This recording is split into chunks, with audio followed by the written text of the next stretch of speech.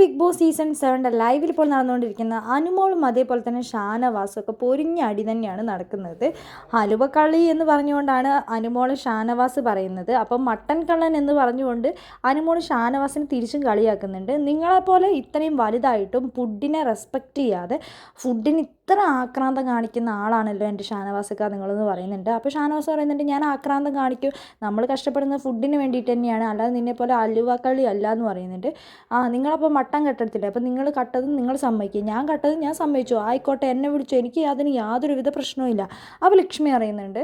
ഇതെല്ലാവരും കൂടെ ഇരിക്കുമ്പോഴാണ് ഈ ഒരു പ്രശ്നം വരുന്നത്. അപ്പോൾ ലക്ഷ്മി അനുമോൾക്ക് സപ്പോർട്ട് ചെയ്തിട്ട് പറയുന്നുണ്ട്, അനുമോൾ അത് എടുത്തിട്ടുണ്ടെങ്കിൽ അത് അനുമോൾ സമ്മതിക്കുന്നുണ്ട്, പക്ഷേ നിങ്ങളൊരു ഫുഡിൻ്റെ എല്ലാവർക്കും വിളമ്പുന്ന ആ പാത്രത്തിൽ നിന്ന് കൈയിട്ടാണ് വാരിയെടുത്തത്.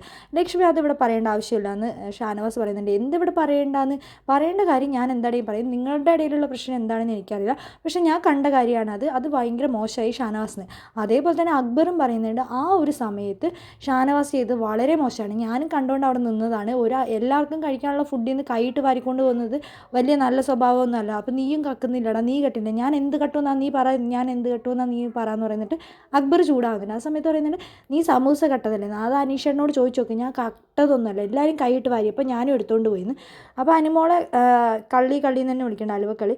അപ്പോൾ അനുമോൾ പറയുന്നുണ്ട്, ഞാൻ കള്ളിയാണെങ്കിൽ ഞാൻ സമ്മതിച്ചു, നിങ്ങൾ വിളിച്ചുകൊണ്ട് തന്നെ ഇരുന്നു, നിങ്ങളെപ്പോലെ ഇങ്ങനെ ഭക്ഷണത്തിന് കൊതിയും അതേപോലെ റെസ്പെക്റ്റൊന്നും ഞാൻ കാണിക്കാതിരുന്നിട്ടില്ല.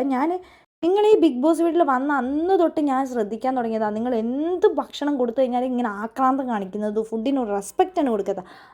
നീ വന്നപ്പോൾ തൊട്ട് നീ എന്നെ നോക്കിക്കൊണ്ടാണല്ലോ ഇരുന്നത്, ഞാൻ നിങ്ങൾ നോക്കി, നിങ്ങൾ ഫുഡിന് റെസ്പെക്റ്റ് കൊടുക്കുന്നില്ല എന്ന് എനിക്ക് നല്ലോണം മനസ്സിലായി എന്ന് പറയുന്നുണ്ട്. ഷാനവാസിനോട് അനുമോൾ പറയുന്നുണ്ട്, ഇതൊക്കെ നമുക്ക് കഴിക്കാൻ കിട്ടുന്നതും കൊണ്ടാണ്, ഇതൊക്കെ കിട്ടാതെ വരുമ്പോഴാണ് ഇതിൻ്റെയൊക്കെ വില മനസ്സിലാവുന്നത്, അപ്പോൾ നിങ്ങൾക്ക് മനസ്സിലായിക്കൊള്ളൂ എന്ന് പറയുന്നുണ്ട് അനുമോൾ.